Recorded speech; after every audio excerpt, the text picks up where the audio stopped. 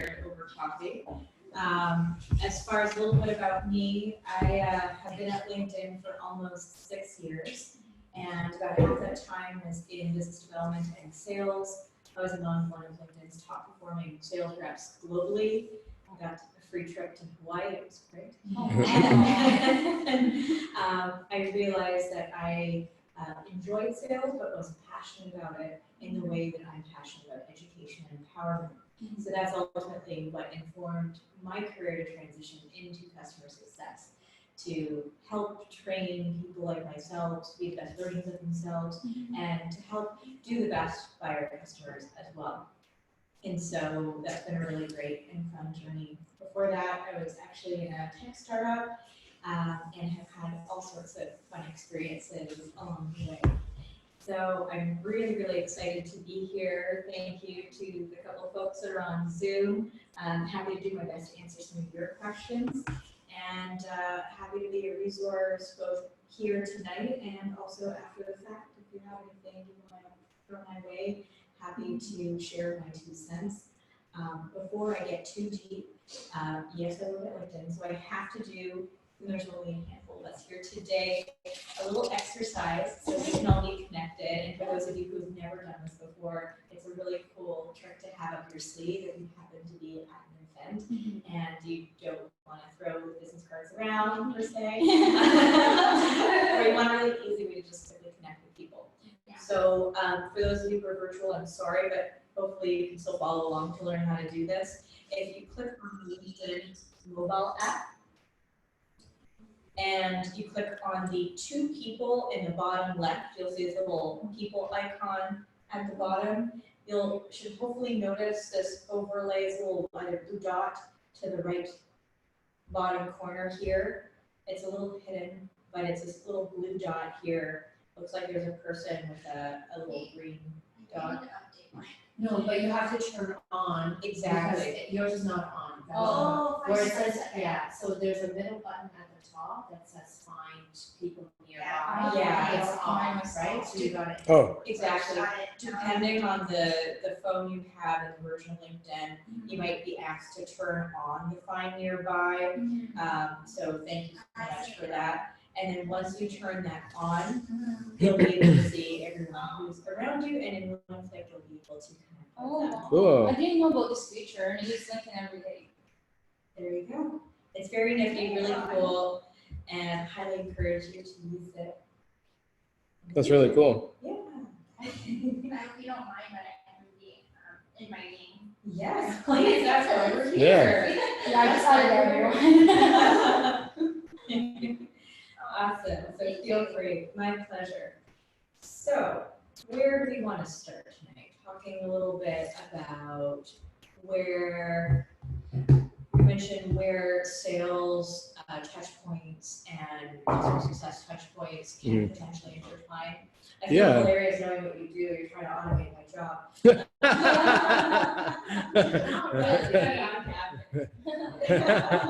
never going to take a human. And our platform requires a human as well. Maybe not a team of 10 people, but 1 person. I'm just teasing. So I'm happy to start talking a little bit. Feel free to jump in, ask me questions. This is really dynamic. And if anyone else in the room has any expertise or any feedback that they'd like to share, let's keep this super fluid, it's casual. The best way I like to think about the role that I do in customer success is that I'm the hairdresser for my client, for the person that I'm working with, the person who is spending money with us. So because my core role and responsibility is more about enablement, maybe training, maybe some bit of change management, maybe consulting, as opposed to having our customers signing DocuSigns or agreements or buying more from us, that customer is usually going to be a little bit more open with what's really on their mind than with perhaps if I'm partnering with sales, that person who's solely focused on their quota and their number. And so I would say at all times and all touch points, there's opportunity for that person in customer success success person or people to potentially be probing about opportunities that could lead you to uncover an upsell, or maybe point you in the direction that this customer is either doing really well, very happy, or maybe not so much. Maybe they're a potential churn risk. And that can help you better position your sales partner for later. I'm looking at the chat and this. Oh, they can't hear me. Maybe have the mic. I know, I don't know, let's see. True. I don't wanna unplug anything. I can also just turn it up. I know, testing. Can you hear me? Yes, we're good? Okay. So we might need to like pass the mic. If anyone else in the room, or I can just repeat what people are saying. Okay, so real quick, just for the folks online, I'll just repeat what I was sharing. So the way I view the person in the customer success role is that of almost like the hairdresser. So for that customer, that customer success person is supporting. So that customer is potentially more likely to share how they're really feeling, or where there could be opportunities for upsell or indicators of potential churn, because that customer success person is tasked with roles and responsibilities that are typically more about consulting, change management, training, enablement plans, and the like, as opposed to that sales rep who is typically just fixated on their quota and their number and who are they going to be renewing and for how much. So that was the first thing I shared. Yeah, good idea. Let's pass it around. I love the comment thread here. So that's sort of how I think about customer success and sales. There's a lot of really great opportunities to collaborate. So depending on your business and the size and scope of who you're doing business with, generally speaking, the statistic is that there are at least 6.8 people involved in a buying decision. So we call that the buying committee. And 6.8 people, especially if, say, you're in sales and you're really busy and you're trying to maybe operate across a lot of different customers, that can be a really challenging thing to do. So your customer success, exactly, your customer success person, not only in these nice little conversations can they uncover little tidbits of maybe who to go after, can also partner very closely with that sales rep to help build relationships with more of these, say, 6.8 people. And again, that might wax and wane depending on the nature of the people that you're working with. Lots of great opportunities for collaboration might also include strategic touch points through that customer life cycle. So at LinkedIn, we do things like quarterly business reviews and what we call health checks, and even just little status update meetings. And there might be opportunities to partner closely with that person in sales or co-host that meeting together to help not only show up really nice in the eyes of that customer, make them feel like they really do have a good united team in front, but also allows both of you to hopefully forward your own agenda. So hopefully that starts to answer some of how we're thinking about sales and customer success collaborating together at a high level. We actually, in my previous team, had a hashtag going called Essential Partner. So customer success is seen as the quote unquote hashtag. I'm really not doing a good job of being a millennial. Hashtag essential partner to sales.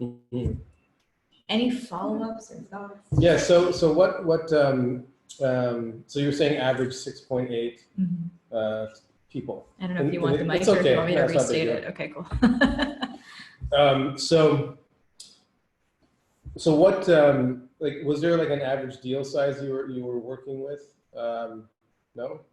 No, not in particular. The statistic is not ours. I don't recall exactly where it came from. Could be like Harvard Business Review.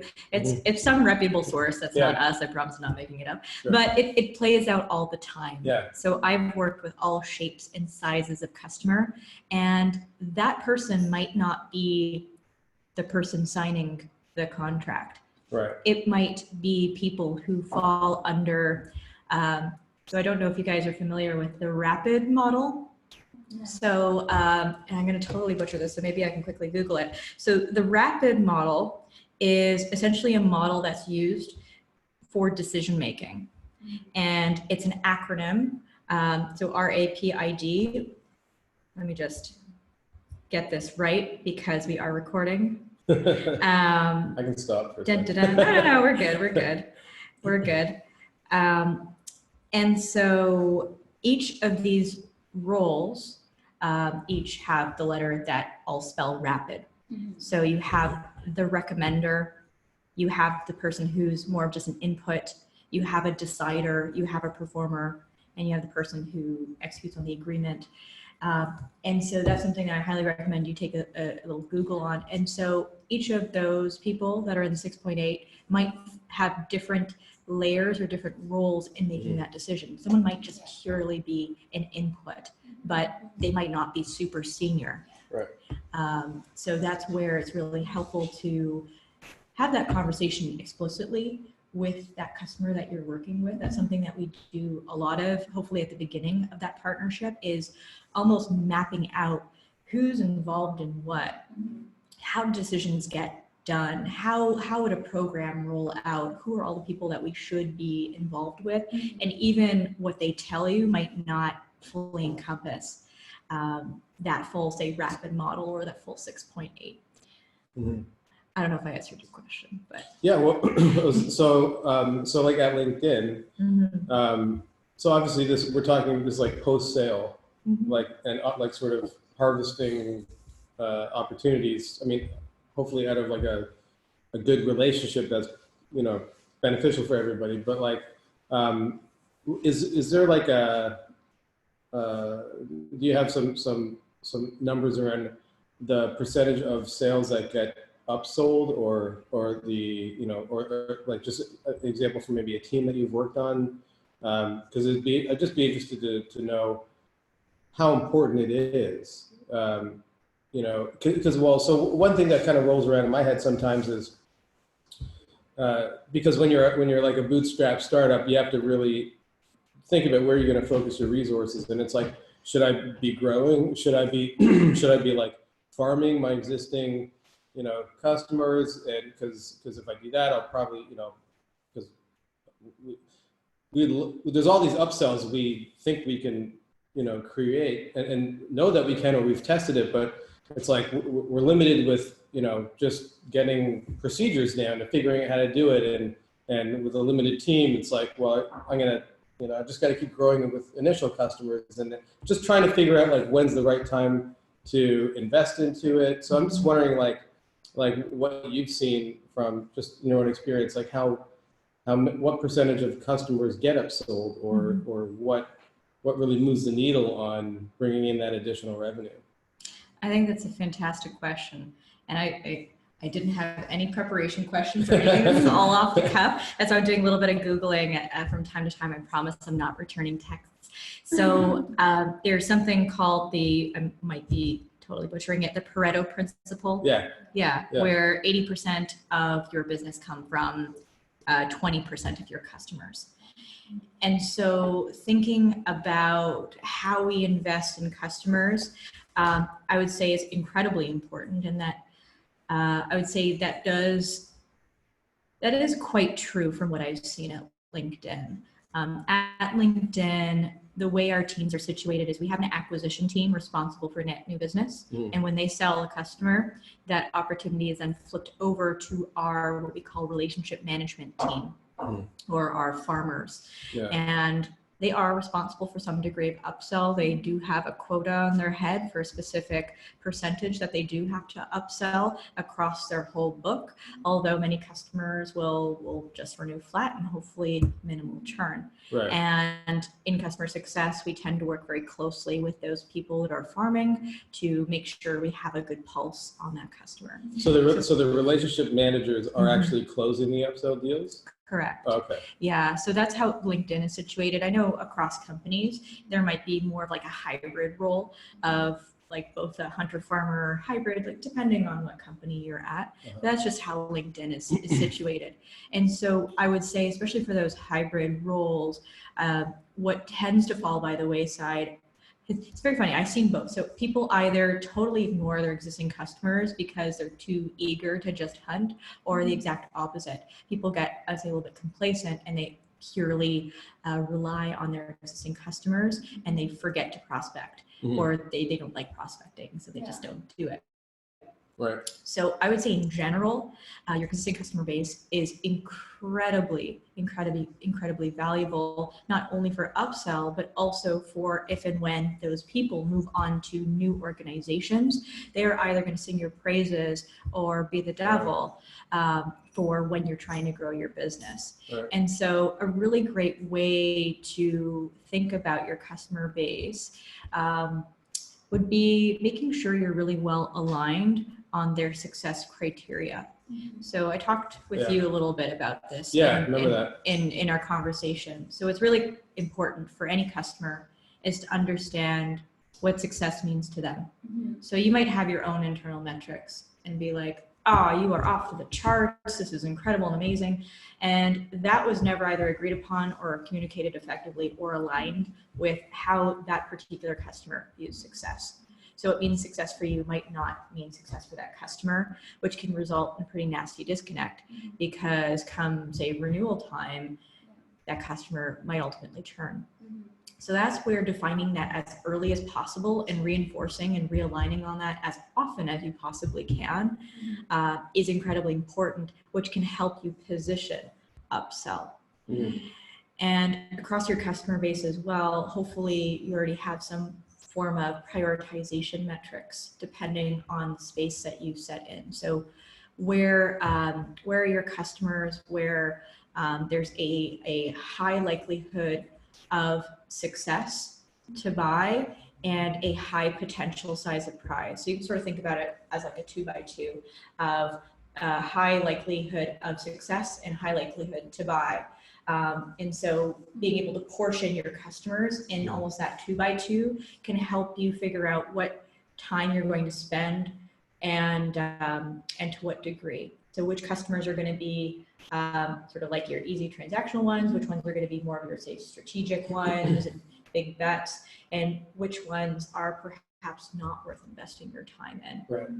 So obviously a customer that might have a very high size of prize, so it might be a really big deal, but might not be as likely to buy. That might be like a big bet that you might choose to invest in versus one that could be a really huge strategic play that you might want to try to put a little bit of extra oomph behind to just maximize that deal that might be more likely to buy.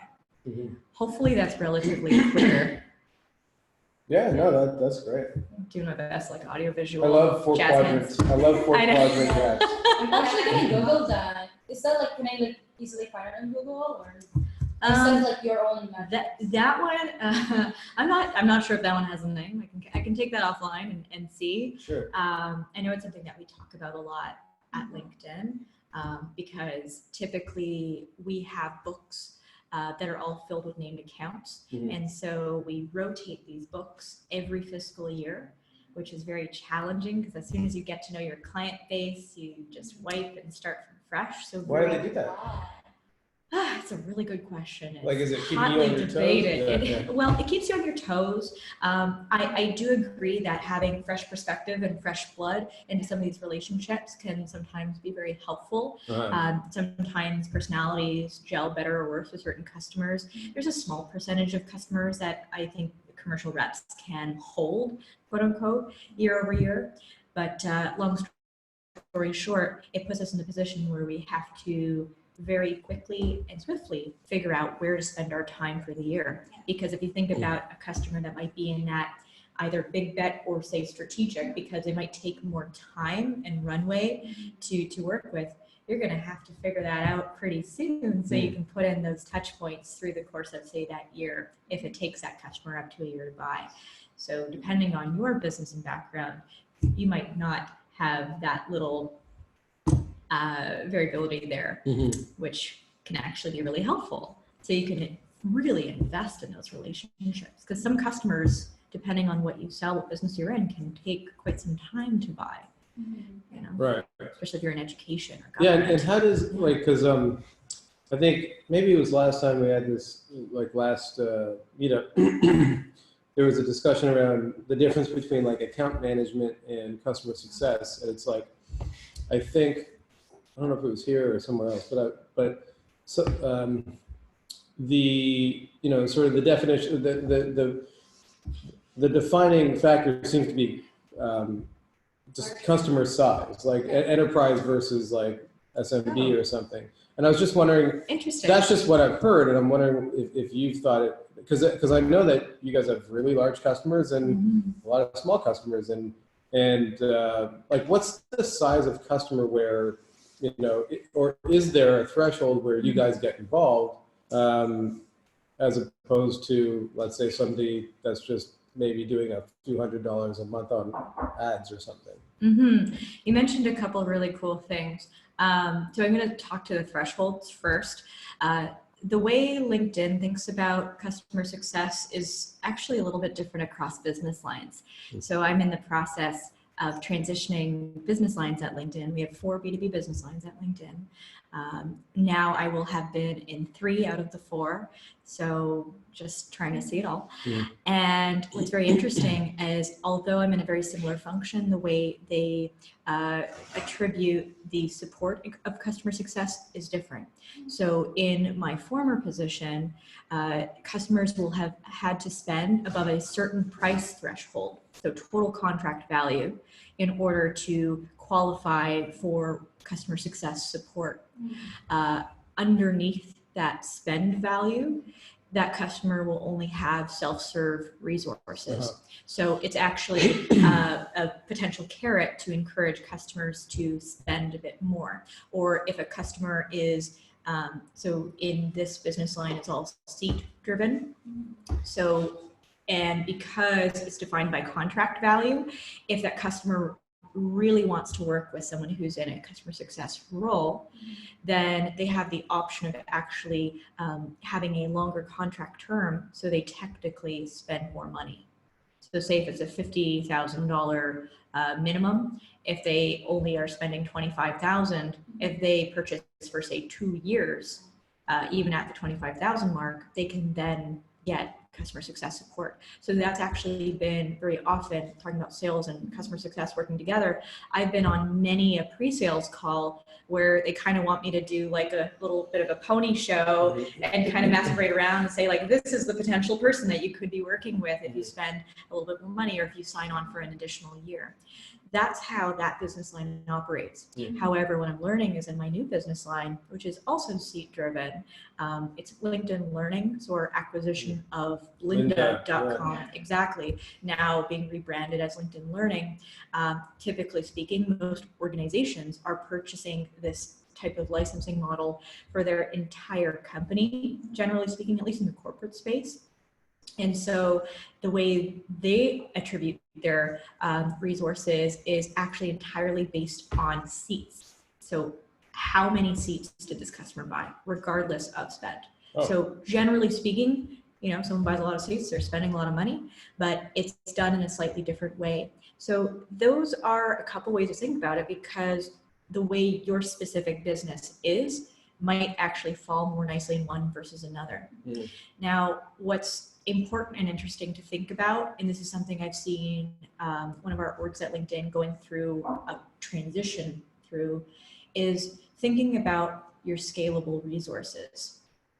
So scalable resources are really helpful, not only for customers who don't qualify for personalized customer success support, but it also helps your customer success team or person point that customer in the right direction. So their time is better spent with higher level activities, like being more of a consultant, helping with change management. What's interesting, that goes back to your introduction at the very beginning, is customer success. We're really trying to figure out what it is. You know, you go into a bookstore, you look at books on sales, there's thousands at least. If you try to find books on customer success, there might be maybe tens, not a lot. So an idea that has been prevalent in one of the customer success orgs at LinkedIn is the idea of, we are very much writing the book right now. So all I'm speaking from is my experience of what I am seeing and doing. However, you might find that you are creating new processes or seeing things that make more sense. You mentioned a little bit of this, the definition of account manager versus customer success manager. And you said the difference mainly being the size of customer that you're working with. Yeah, that's been the only reason that, or I guess distinction that I've really come across. Yeah. Because, so I mean, how would you talk about? I mean, because you don't have that, or do you have that role? So I would think of our account manager type function as that relationship manager. So we same kind of idea. Yeah. That person has a quota. They are supposed to be renewing and hopefully upselling, and in some cases cross-selling those customers. And customer success, the team that I'm on, is a totally separate function. And so the way I think about account management versus customer success is account managers are there to keep your current customers happy and flowing more from a commercial lens. So they have a number on their head. They are very much responsible for renewing and upselling that customer. So a lot of the activities that are driving what they do and how they engage with the customer are all commercial driven. So whether it's uncovering more people that might be in that 6.8 buying committee, but more so having those conversations about maybe ROI and things like that, more from a strategic buyer lens. The customer success role, at least in my humble opinion, is more of a partner role to the sales rep. So there are a lot of conversations that I have about utilization, about enablement, about change management, about deployment, and more. Who are going to be our champions, those types of conversations, understanding what matters to that organization and how we can start to build an ROI story. So that's where some overlap happens with sales. Those conversations might be with different people.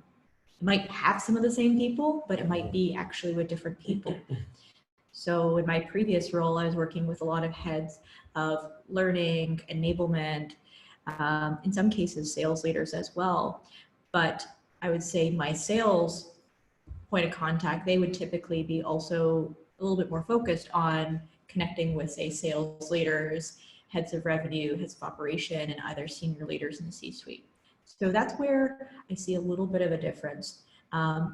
If you do have two separate functions and two separate teams, you might want to also think about how each role would be measured. So generally speaking, anyone with a commercial title would typically have like a monetary measure, like they have a quota that they're responsible for, and hopefully they're going to smash it, earn your company lots of money. But customer success and thinking about how they're measured has been a very highly debated topic. And in fact, at LinkedIn, that's also an area where there's discrepancy and that we haven't quite figured out. Because if you think of that customer success partner working very closely with sales, you might want to see if there's some degree of overlap that they can work together on.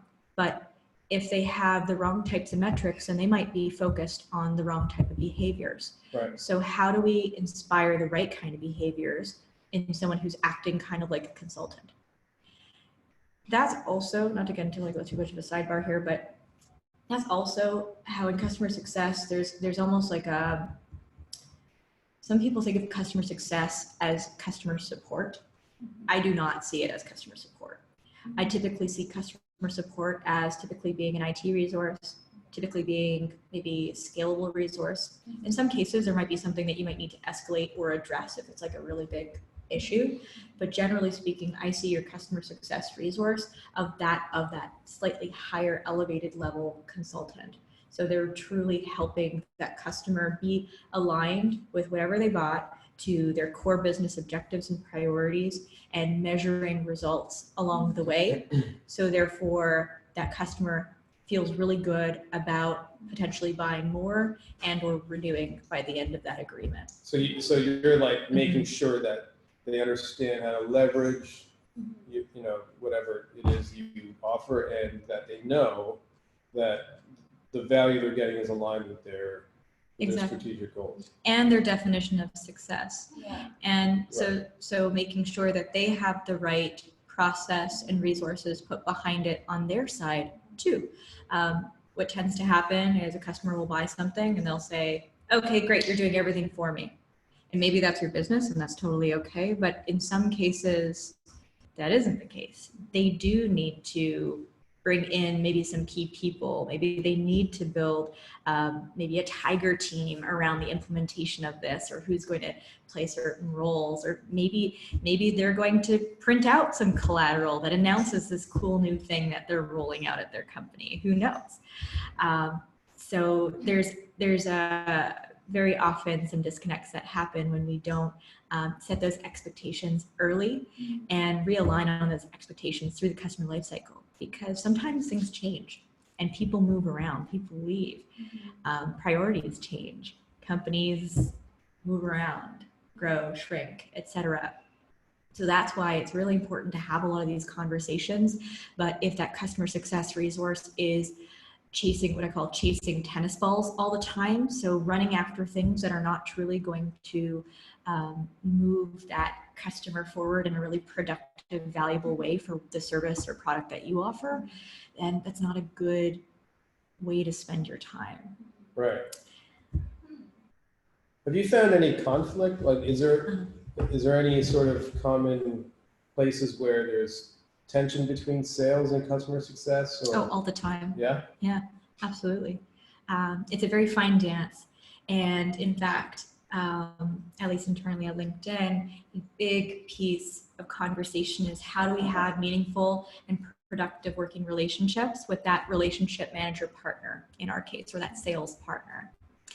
And so there can be conflict for many reasons. So the customers that I see being a priority, meaning customer success, might be a customer who is maybe very unhealthy according to a specific metric or series of metrics. Like, oh my gosh, this customer is very unhealthy. I need to make sure, since they're the worst off, that they are getting some TLC so we get them right on track. That sales partner might perceive that customer to be that same customer to be a low priority, because that customer brought a 3-year deal, fully penetrated, there's no upsell potential, and they're like, psh, you know what, especially at LinkedIn, they're like, by the time that customer renews, it's not even gonna be in my book. Right. So I don't care about that customer. I want you, customer success rep, to purely focus on all of the accounts that are up for renewal in the next 2 quarters. So that's where it's very important to build meaningful and strong relationships with those sales partners and be very open and honest. And that's where making some compromises along the way can be very helpful. So I try to schedule regular touch points, like little one-on-ones with my sales partner. So we're in lockstep and alignment, because week over week or every other week, however often would make sense, priorities also change. And I always think of it as a 50-50 partnership with a little bit of wax and wane. So there might be a quarter where, yes, I need to lean in on some stuff that might be a little bit more in, I say, that sales partner's priority area. And then likewise, if I need a little bit of backup and support, so maybe I need that sales partner to build up some of those executive level relationships at a lower sales priority account, but still really unhealthy account, then we have that push and pull together. I would say that's an example of conflict that can happen. I mean, just 2 people working together, sometimes people don't get along. Sometimes people have different communication styles, like all the things that can happen with working with people. That's another complexity. Yeah. And also just expectation setting. Yeah. There are very different working styles. I've got a lot of sales partners that assume that I am, that they are the only priority that I have, that they're the only person I'm working with. And so they try to demand the world from me. And they also think that I work on weekends and evenings as well. No, I don't. I try not to. So that's where being very clear about your priorities and your bandwidth can be very, very helpful. Yeah, interesting. So when you're saying sales partners, you're also talking about account Because you're using sales partners, relationship manager, and account manager. Exactly. Depending on what you call it at your business. So the question was the definition of sales partner. So I would say, because I have actually worked with people who do net new business acquisition as well in specific instances too, like an account executive who's responsible for net new business acquisition, who is trying to prove out, say, a pilot and renew that customer after, say, a trial period. That's another example. So any version of sales partner, but more conventionally, most customer success managers are working with existing clients, and the person responsible for renewing or upselling that existing client has many different names. It can be account manager, relationship manager. There's probably more than I can think of.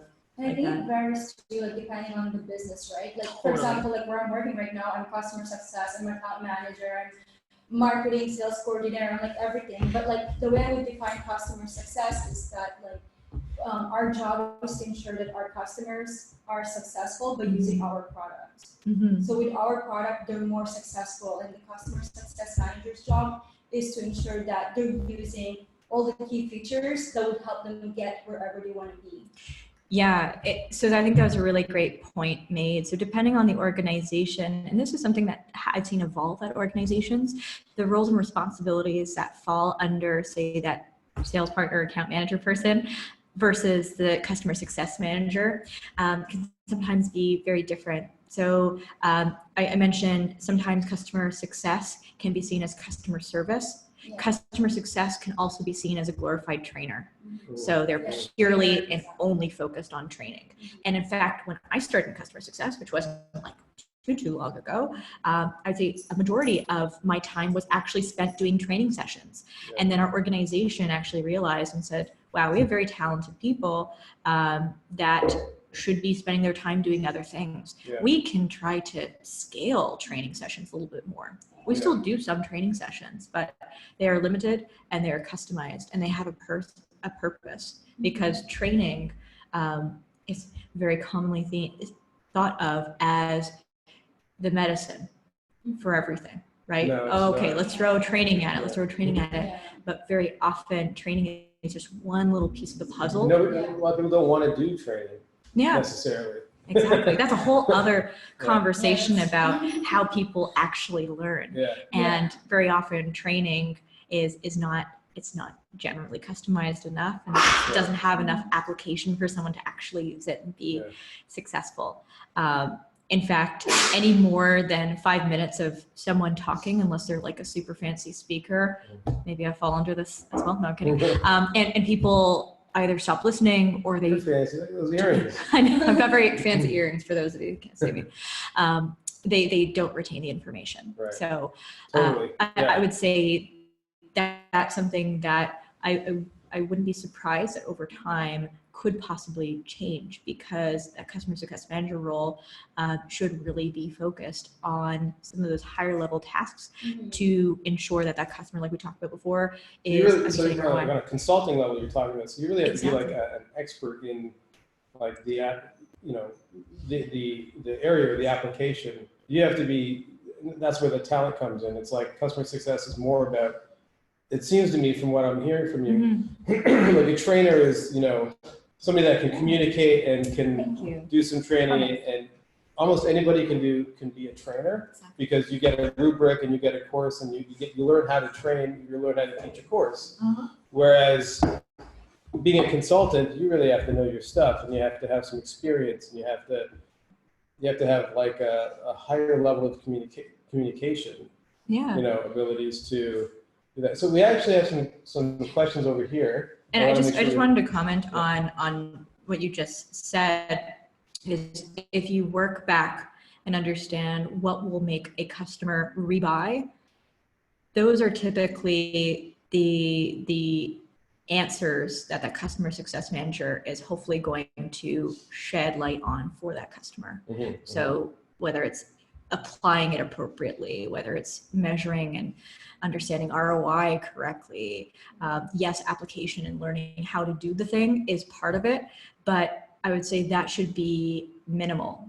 maybe it's implementation. So just making sure that they're guiding the customer depending on whatever goals and outcomes they want to achieve, that they are just pointing them in the right direction and guiding them based on best practices. Strategic advice. Exactly, Yeah. based on other maybe similar customers or similar Right. sized customers or similar implementations.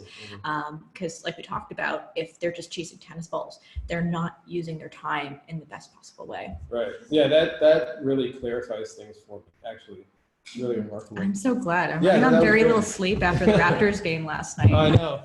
We don't need to talk about the Yeah, what let's not. happened, Oh but yeah, that was so I know. I'm also anxious. I was having stomach ache. I know. No, me too. I was stressed. Yeah, and by the way, while I was watching it, 50 seconds before the end of the game, right as Kyle Lowry got, right, they were like 3 points down, Bell cuts out on me. Oh no. And I'm like, Oh. I'm like, the most stressful, I just listened outside. As an unsatisfied customer, Yeah. Yes. time in Canadian. This is the worst possible time. I'm just like on Facebook, like, what happened? You're Oh gonna my get a goodness. month of free service. Yeah, that was like, it couldn't have been a worse time. It could have been a more like pregnant pause. Oh goodness. You know. Did it come back before the end? No, Oh, I no, missed. Anyway, I'm kind of glad I missed it. But I did Okay, good. so- Good questions. Yeah. so Mark's got so Mark Selden, he's actually the Hubley CTO. So he's asking, can you say a bit about the importance of reminding customers of the benefits their organizations are seeing? You can read. You don't need me to read for you. Reminding customers of the And Mark, feel free to jump in and just voice your question. We can hear you if you want to talk. Sure. Yeah, I kept it mute because I have a bird here, and you guys don't want to hear that. So, you did touch on it just a little bit, and I'd just like to hear more about your thoughts on this question. Obviously, if we see customer success as having a service role, and you also mentioned the importance of retention, as being a function that they're going to be serving. How specifically would you suggest, or what ways have you seen successfully utilized to remind customers of the benefits that they're actually getting from the service? It's a really good question. I would say talking about how we measure success, like I think I touched on it a little bit earlier, should be one of the first conversations that you have with that customer, and how your product or service aligns with their goals and priorities. And that is something that you should circle back with the customer to remind them of. If you have, say, measurement ways that you've agreed on with the customer of doing that, at least quarterly, if you can. Maybe more frequently, if that makes sense, but I would say quarterly is typically a good digestible cadence to be able to do that. It's incredibly important, to your point, because out of sight, out of mind, or again, like we talked about earlier, that customer might think that they're not getting any value, and in fact, they're actually getting a ton because you can see all the metrics and they just might not know, or those conversations aren't involving the right people. So based on who are in what roles, like we talked about in that 6.8, and maybe in that decision-making rapid model, maybe you don't have that core, say, senior level executive buyer, that the economic buyer as an example, in any of those conversations about value that they're seeing. And that might be an exposure that you really need to have. They might not need to be on it quarterly, but maybe at least halfway through their contract, if that makes sense, or halfway through the year, if say you're working with that customer for about a year. I would say another really great way to show the value of what that customer is gaining is from stories. Oh my gosh, stories are one of the most important things that you can have. We do, or we try to do surveys with our products that our customers leverage at LinkedIn, both qualitative and quantitative, but from time to time there's not an appropriate match. So the customer says, like, we don't want you to send a survey to our end users, but sometimes we if they'd be open to us reaching out to some of their heaviest users, as an example. So some of the people might be most engaged, and a way to be able to human and put face that and story is tremendous power to move people, even buyers. And that's not something that you're currently doing, maybe along with quantitative information.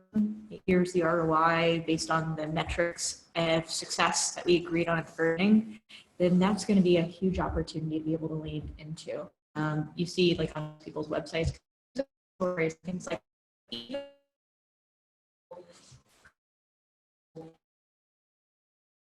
and in some cases even impact. Another like random little tidbit, just in general, is if you can, really try to get to know what's motivating the specific key people that you're working with. Mm-hmm. So as an example, if my main point of contact to roll out this program, if they are really trying to get a promotion, as an example, in their organization. So hopefully you're building some form of relationship on a human level with them, aside from just business. You find out that they're, what's in it for them, right? They're trying to get a promotion. The conversation can very easily transition to, all right, what can we do to make you look really good in the eyes of your manager? That's going to both open up to you, but also maybe do more for the sake of your program being successful versus not.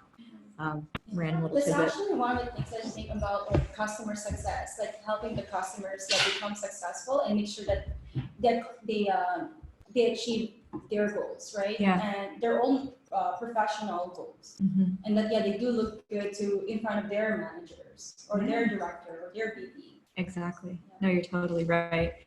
And so bringing this back to your question, Mark, just that thought about success stories and metrics. Ideally, those are relating back directly to the core problems and objectives that you are hoping to solve with that specific customer. And those core objectives, problems, goals may completely differ from customer to customer, even if you have a very similar kind of solution. You might see some common ones pop up. That's why that is one of the most important things that you can do early on, along with defining what success means to solve for those problems. Is that helpful? It's very helpful. It actually, and thank you very much for that. As a follow-up question, would you suggest providing to the contact some kind of document that they can provide to the other stakeholders that would demonstrate these benefits? In other words, like in the quarterly report, would you suggest trying to take their the problem as they have defined it for you on an individual level, and then create graphs or some other deliverable that might be then passed up the chain? I love that question. How great. So it leads me to be thinking about structured communications and how important that is. And by structured communications is thinking about communicating to certain populations of people in a way that's going to resonate to them. So like I mentioned earlier, if you can invite any of those key senior stakeholders to a live meeting, that's always going to be better, because it gives you an opportunity to get to know what makes them tick and what's going to get them excited more. But that's not necessarily always a reality, or maybe one person can make the meeting, but some of the other peers might not. So I think being able to craft something like an executive summary can be very, very effective. And so that can outline some of the key qualitative and quantitative gains that you are getting in a very succinct way.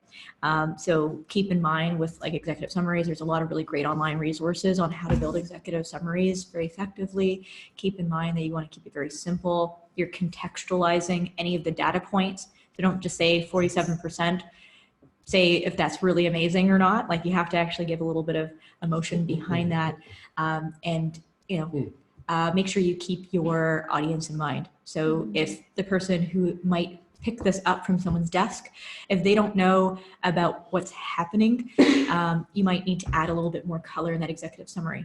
I would be hesitant to make it too verbose with too many, say, slides and graphs and things like that, because especially if something is not being presented by someone on your team, there's a very high likelihood that it lacks all context for someone who might potentially just pick this up on it.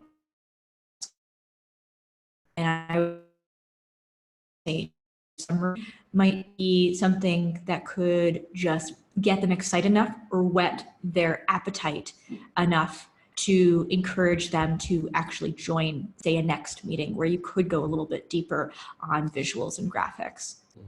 Helpful? Awesome.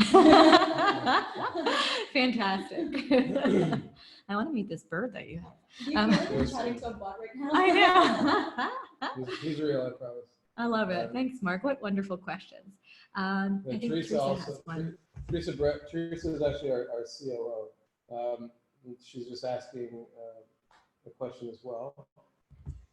Oh, important metrics compared. So is that metrics for like how they're being measured at work, or metrics for the customer? I think it's sorry, hi. I'm just I'm gonna try and make this a little quick because I got my kids here. So, geez, sorry. You got birds and kids. It's great. Busy household right now. But yes, the metrics I'd like to know about is actually more internal.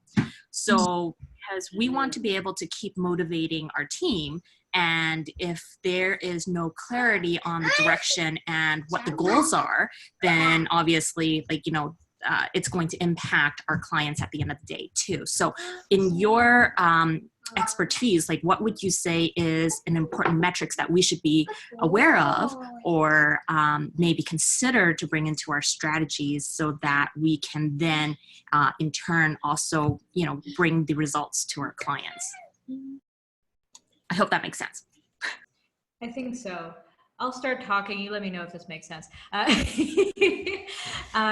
So I think it's helpful to try to understand what makes a healthy account. What are some of the metrics that you might already be measuring that would be the biggest indicators that would lead you to believe that an account is, say, healthy or doing particularly well? I would say those are some of the key metrics. And in fact, in some cases, in some companies, they've compiled that and created their own score. So they maybe weighted some of those key metrics above a certain threshold, and they've compiled a specific score per account to define whether that account is quote unquote healthy or not. Up to if you want to take that extra step, but that's something that I've seen done quite a bit, including internally at LinkedIn. And so that would be a metric that I would say is really of importance for the person in that customer success role. The account manager, if again, those are two separate teams. I'm not speaking to if someone's wearing all the hats. I would say the account manager should truly be focused on, say, upcoming renewals, biggest growth opportunities that are going to be on their plate. And then they'll have sort of the rest, based on that prioritization that we were talking about earlier on. Is churn more leaning on the customer success side then? So that's a really great question. I was literally just about to get to churn. So churn, Jana's totally psychic. So churn is, I would say, one of the biggest areas of potential overlap. Because churn obviously hurts the commercial side of the business. That relationship manager, account manager, whomever, that manager is not going to have a great day if they hear that a customer of theirs is going to be churning, because that hurts their bottom line and how they're measured. I do see churn as a joint effort in #essential partnership, because hopefully if a customer is very engaged, aligned, seeing value, you have lots of points of contact, and they love you, all this great stuff, then hopefully they are not going to churn. Obviously there are outliers. Stuff happens. Business. No way. Yeah, right? I recently had a customer that decided to churn that totally blindsided us, who verbally said that they were going to renew flat.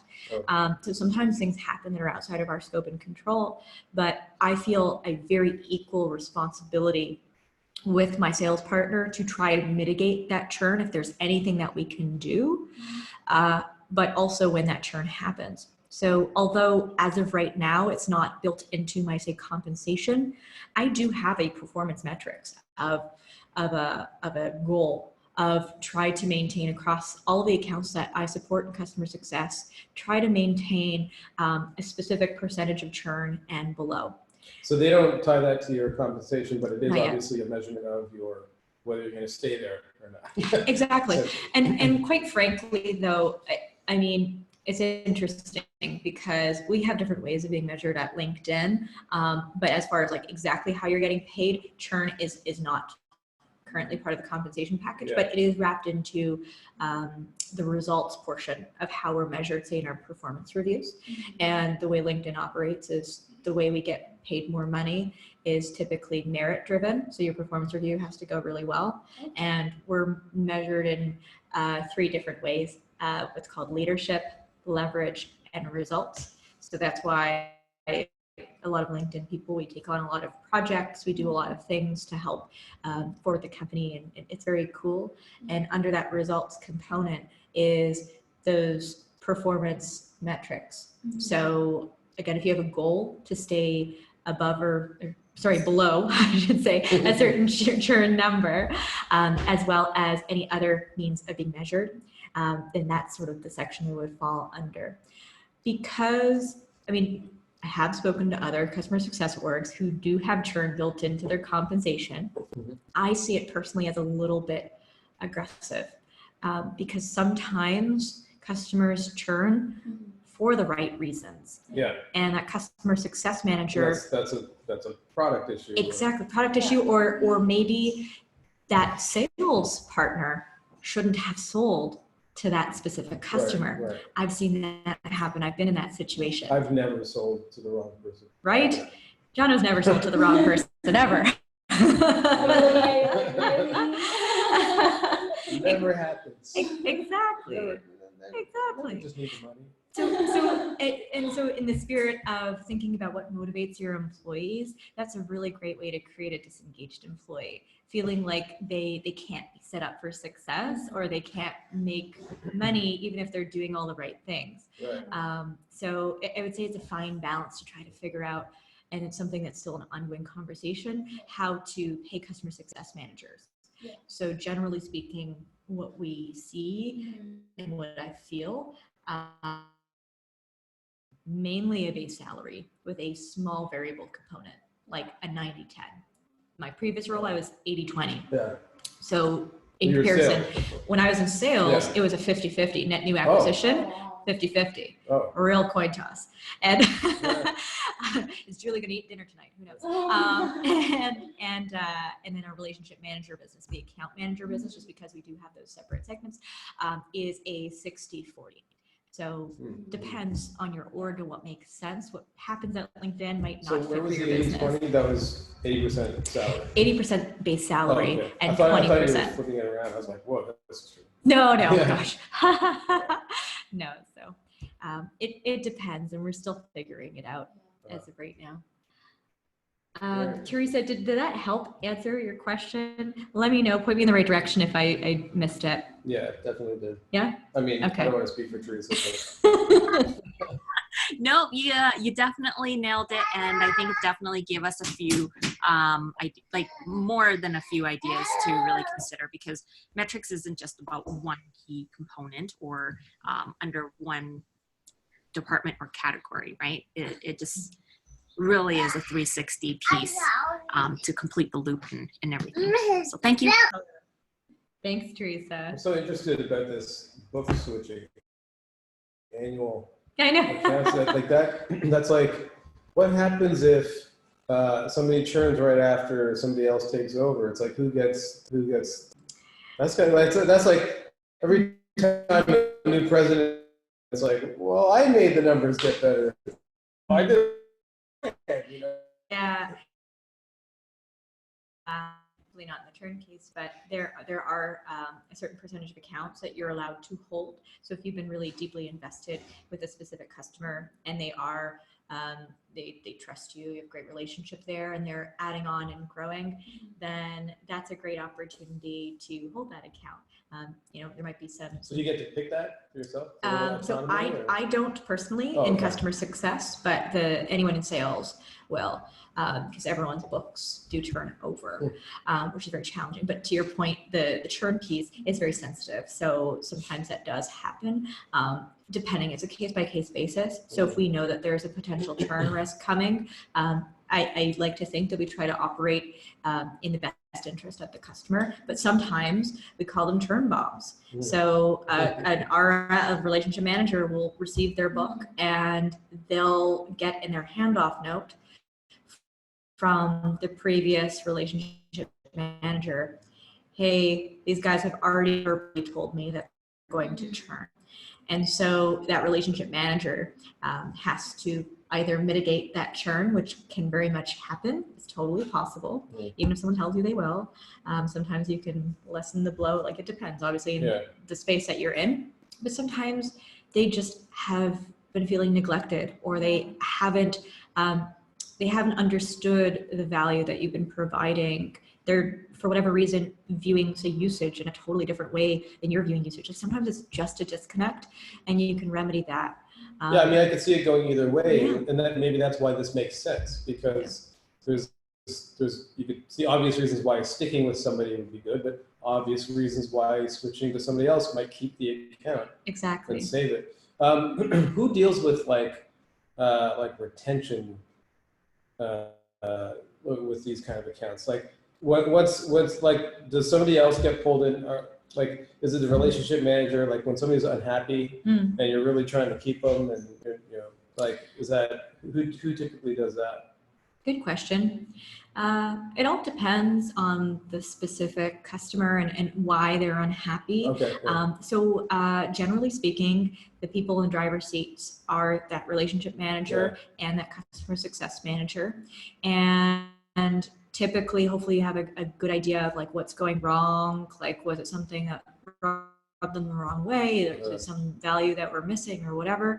But there are times where we do try to bring in a more, say, senior point of contact. So maybe a senior person in sales or someone else. It depends though. So as an example, if our core point of contact or the person who might be unhappy is someone is senior in sales ops or product, sometimes we'll match them with a leader from our organization in operations or product, because sometimes it's just the type of conversation to be had is just one that we are not capable of having. And also it shows good faith if you are bringing in your senior leadership to their senior leadership. It shows them they're important. Exactly. So it's not all the time, but I would say it's in select instances where you think that's a useful tool in your toolkit to be able to use.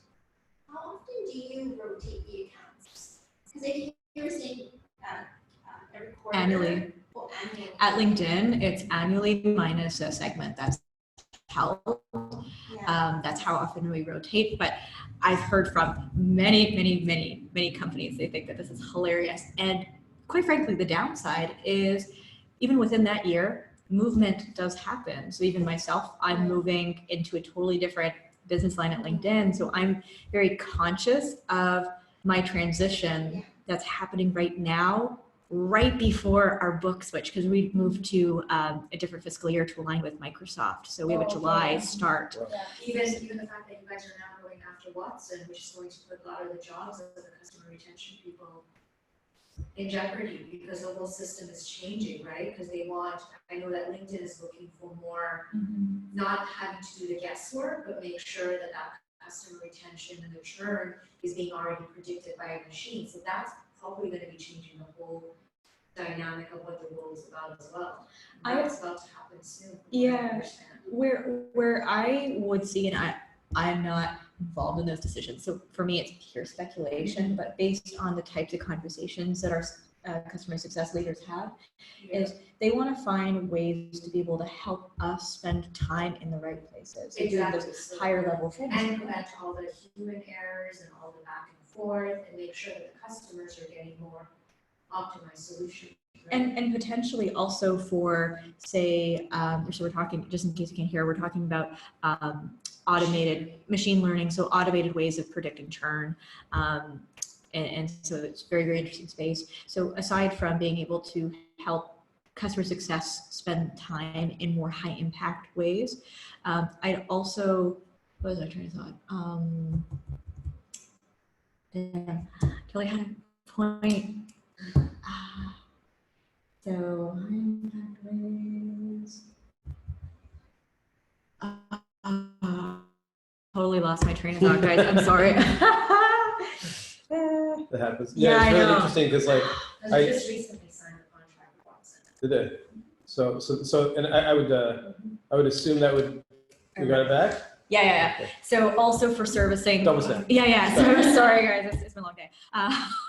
So also being able to service our customers who don't qualify for official customer success support, as well as our fully penetrated customers. So if a customer is fully penetrated, there's no upsell.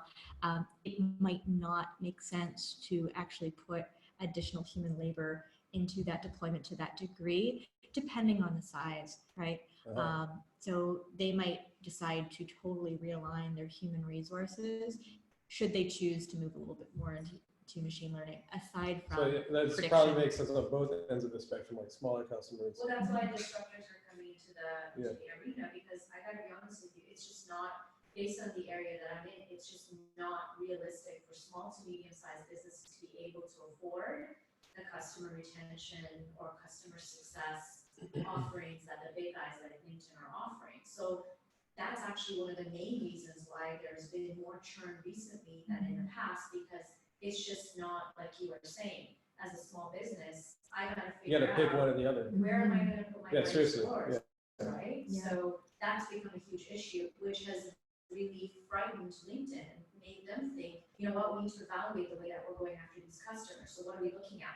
We're looking at a cheaper option, which is Watson, is what they're going after right now. But again, it's just not serving the small businesses that cannot afford that service. And they're the ones that would keep going to suffer, and then you've got the disruptors. But also, like, AI can be used internally to support you. So Absolutely. there's I mean, there's LinkedIn has email their own data Yeah. there's scientists. email AI add-ons that like tell you what to say Yeah. to a different type of person, Totally. like while Or you're it's writing just- it. Yeah, or it's just being automated. LinkedIn is a company that has enough manpower and money to be able to automate this whole system, and that's why there is a team dedicated to making sure that they can optimize this service. So yeah, it's an interesting world, but it's all completely changing, and I think it's a time for businesses to think of plan B.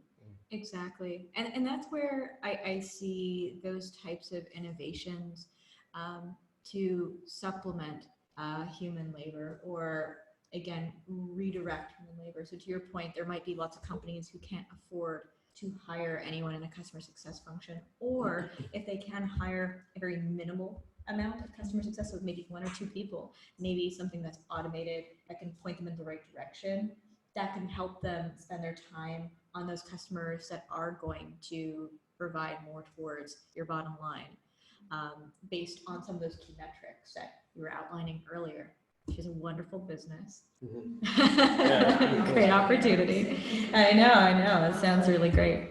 But I think it's great. We're writing the book in customer success, innovation happening. And I think this is just the beginning. Thank you for that. Yeah, I think the lemonades of the world are coming in, the disruptors are coming in to help those small businesses that are not getting service.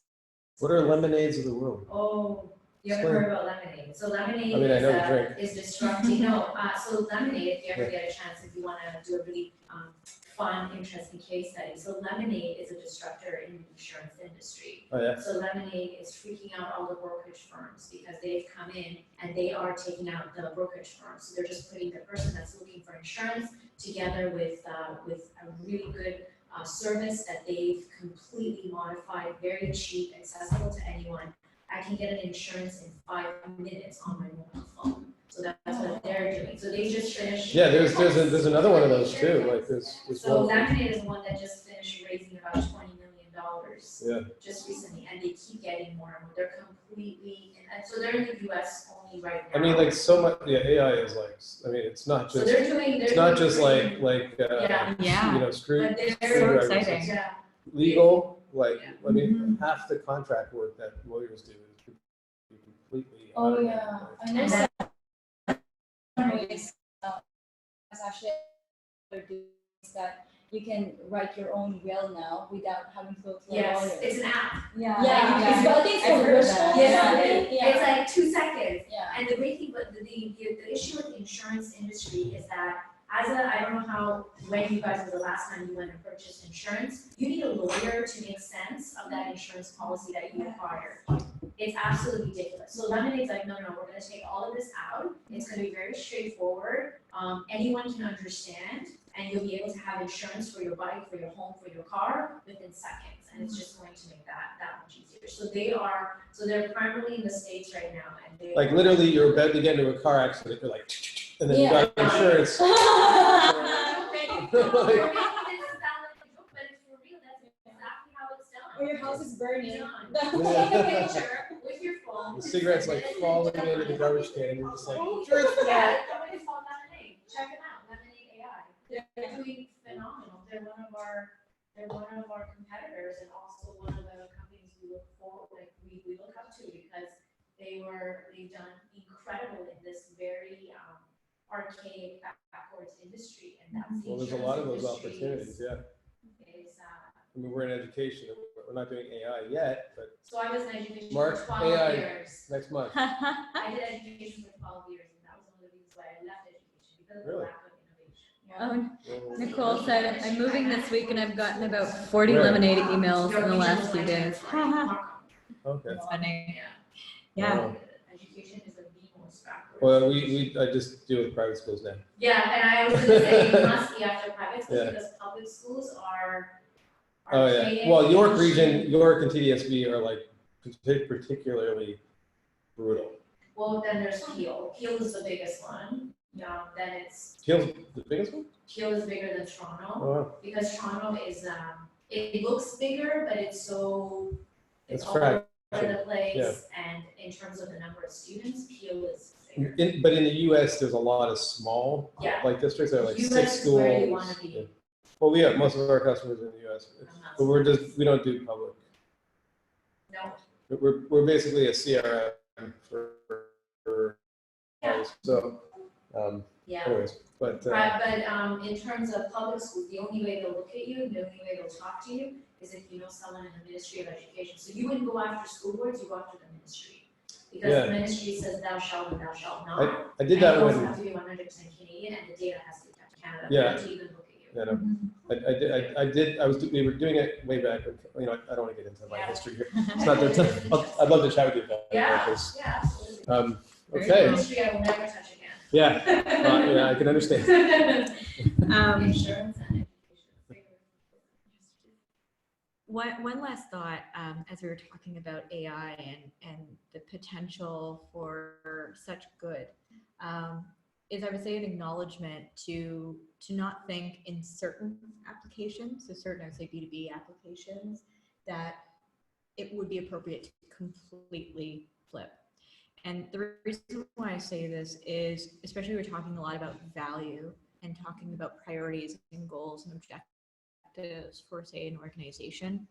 Sometimes that organization has no idea Oh, what they are trying to do. none of mine do. Exactly. None of the customers know what they're doing. You know? So in some cases, there's a lot of deep discovery, deep conversation that needs to happen that is human to human before, I say, AI can completely automate. And that's where I see it as a good pairing of being able to scale resources But or if certain you're- applications. But if you're looking at the company's data, so the way that the company's doing business, the way that they sold products, the way that customers have stayed with them, which customers have left, which have stayed, why, who's made referral, who's purchased more than they're supposed to, I think that's where the power of AI comes in. Mhm. AI is able to see all of that, and within seconds, where a human would make an error, can tell you, you know what, based on your data, this customer is going to churn.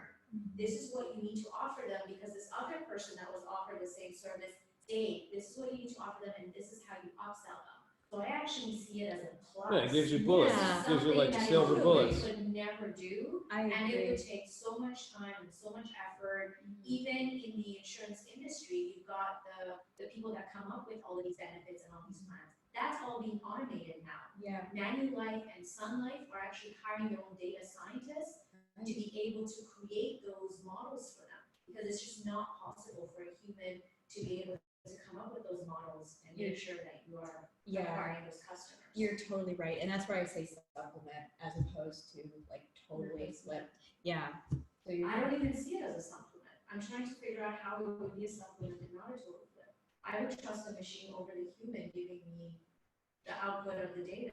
yeah, and that's Well, I mean, that's where it 'cause- depends on the application. Yeah. I would say, because as an example, if you're trying to have a conversation about what a company is looking to do over the next year or so, sometimes there's a lot of layers that isn't purely based on their historical data that they have available, depending on the service and the product that you're dealing with. So I definitely see a lot of value to be added there in a lot of ways, be able to scale potential human effort, and in some cases, perhaps certain applications that I don't have a background in, it could be fully automated, like insurance you're talking about. I mean, that makes sense to me to the small degree of understanding that I have on it.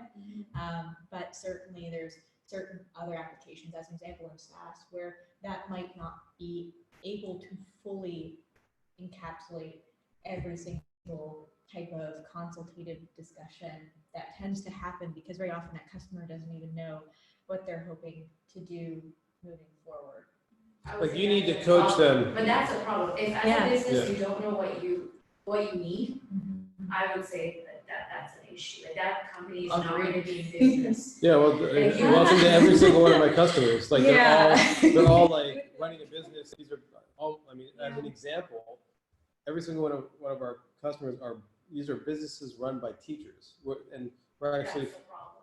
well, yes. Teachers run businesses. Yeah, oh, yeah, and that's the craziness of the private school sector. And we're in right now we're focused on even a smaller niche, But which I is, would say private schools are a business. they are. So when you say teachers are running private schools, no, they're actual business owners that buy these private schools and run them. No, as businesses, right? most of our customers were teachers, and then they became like directors or heads of schools or owners. That's the majority of our customer base, and they really, I mean, it is shocking how much they have no idea what they're doing. Like zero. I mean, they're in a sort of, they're lucky enough that if they just have a great school, word of mouth kind of keeps them going. And this is a market where like 15, 20 years ago, that actually kept them full. But Yeah. the whole landscape is different, and now they're at like 60% capacity across the board, and they have no idea what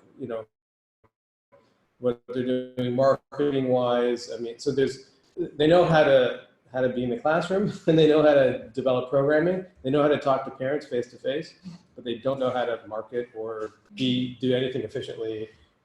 So most of these folks actually, I mean, it's a labor of love. They're volunteering half their hours. Not as a private school, you're making good money. No, they're You're not.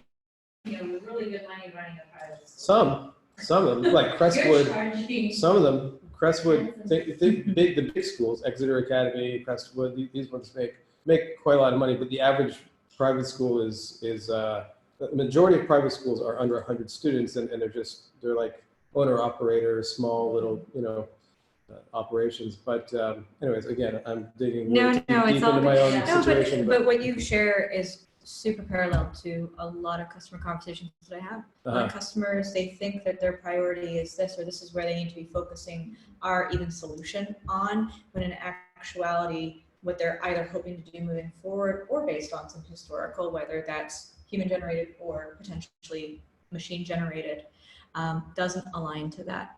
And sometimes there are disconnects amongst people in that buying committee, even to figure that out. So that's where you do need, in certain elements, in certain conversations, certain applications and products, you really do need to have a conversation. You do need to put on a consulting hat. Obviously, information is so important and to be used for good, to make you more effective. Very often do business, depending on the sector and industry, they do need a little bit of that decoding and So I have to touch on something that you just mentioned, the consulting aspect. So that's how LinkedIn customer success is changing. When the AI rolls out finally, and it is going to happen through Watson, what's going to happen is the customer success people are now going to become consultants. So they're sent to the organizations or businesses to get those information that those people don't know what they don't know, to be able to feed the right data into the AI machine, to be able to get the right output and right information. So that's how the rules are being changed. You're absolutely right. You can't have the machine and just give it to someone who barely knows how to run a business and have them drive this. So that's where majority of the profits for LinkedIn is going to come from, is the consulting services. So they're saving huge on the customer success team, but now they're sending consultants to businesses. And that's what they were talking about in the latest article that I read about them making this partnership with Watson. That's really cool. Yeah. It's like No. So like the way LinkedIn makes money is actually through our product. So a customer doesn't actually have to technically pay an add-on fee for the services that we provide. It's actually included. So they purely buy the product.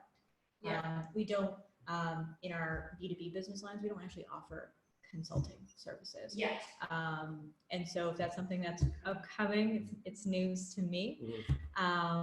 I mean, we're doing a lot of work with Microsoft, looking to innovate. There's a lot of conversations that happen. I'm not personally aware of anything that's coming down the pipe, so I can't speak publicly on that. And this is not something that's going to happen tomorrow. It's going to take time because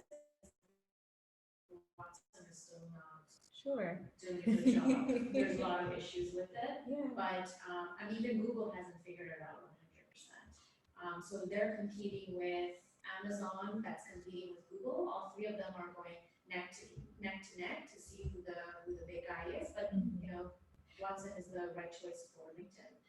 Potentially, yeah. So as of right now, we don't know what we don't know yet. We can't speak publicly on anything that isn't for the record. This is for the record. This is all public information. This is all out there. Read about it. It's all. I mean, that's how I know. I don't know anything about LinkedIn. Yeah. So I would take home message and say, like, we have tons of data. I mean, we're LinkedIn. We use an exorbitant amount of data. We can see a lot on the back end. So we do have a lot of reports and data and information that helps to point us in the right direction. That is just our data and our network and usage and analytics and things like that. Trend-driven data. We have a ton of data at our disposal that we use to guide us. So information can be used for good. But in my humble opinion, at least, there are instances where having a consultative conversation is necessary. And I feel like we've sort of come to an agreement on that. I do want to be respectful of time. If there's anything else that we want to chat about, I saw Gil's question. Unfortunately, I do not have exposure to this specific program at LinkedIn. I'm so sorry. But if there's anything success related, anything we haven't touched on yet, feel free. I think that was a really insightful dialogue. Yeah, thank you. I would actually want to know, so like at LinkedIn, does a customer success team work with product team? Because you guys are constantly talking to the customer, you know their pain point. Yeah. Right? So you guys would be like the perfect people to work with in terms of product development. You are spot on with that. So very often we'll hear from our customers and end users in the field. They'll say, oh my gosh, I wish you had this, or this sucks. How can we fix this?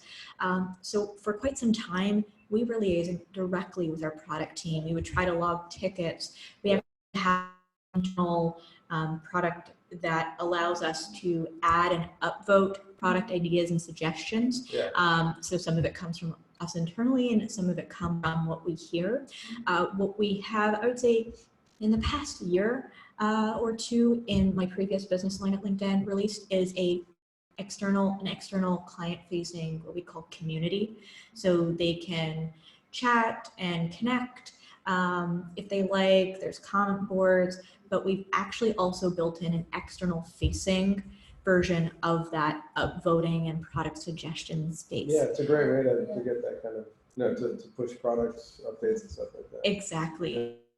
So because you're typically having the closest touch points to how they're utilizing the platform and understanding their roadblocks and likes and dislikes, that person who's be a really great resource to liaise closely with product, and highly recommend that if you work for a business where you don't have that touch point, definitely do that. But if you have an external input, awesome idea to do that too, whether it's in a community, whether you do an ask on a newsletter or survey. But I mean, sometimes unless you are having those conversations, our customers are too busy to proactively give that, to actually like send in a survey. Sometimes they will, depends. But you also like, you also are, you probably know the customer a little bit better than on a product level than they know themselves. Exactly. So because you're talking to many of them and you're seeing the patterns and the trends. So like your product ideas are like the Henry Ford comment, if he built what everyone asked for, he'd just have a faster horse, right? But like, so people really wanted a car. So like somebody needs to, and that's a great, like, of course, that's that all, the customer success and product management are those two kind of like very fuzzy roles that people are trying to figure out. So there's so much overlap there. You're totally right. And there's actually been instances where with key customers, I brought in a product person into those conversations. So say we're talking about a specific integration with CRM, something like Salesforce. So in my previous business line, our product interfaces with Salesforce. So they have some integrations.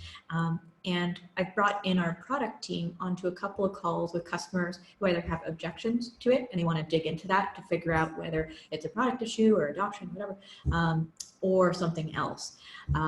Maybe it is an opportunity to get feedback from a pretty influential customer or a use case that we haven't quite figured out. So there's a lot of really great opportunity for collaboration. I think it's a fantastic call out. Cool. Wow. Thank you so much. My pleasure. Yeah. Amazing. I'm not rushing anybody to go. We can all just hang out. There's but it's 8 o'clock, so I'm just calling it because just now. For people who need to check. There's lots of pizza left, so. I know. And chicken left. Thanks so much, people who are virtual. They're going. Magic. I know. I like the little magic. Wow. Okay.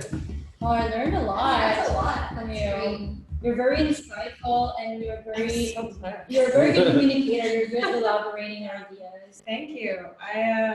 I can honestly say I didn't have much to go.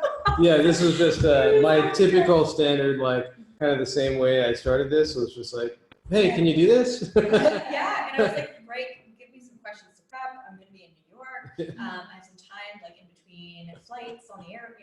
Yeah. Soon I'll get like an assistant to help me with this, and I'll be able to do things like that. I'll get an AI to help me with that. There you go. See, point there. I know, point in the right direction. Yeah. So thank you all for being here and listening to me talk for a while. This has been great. Thank you very much.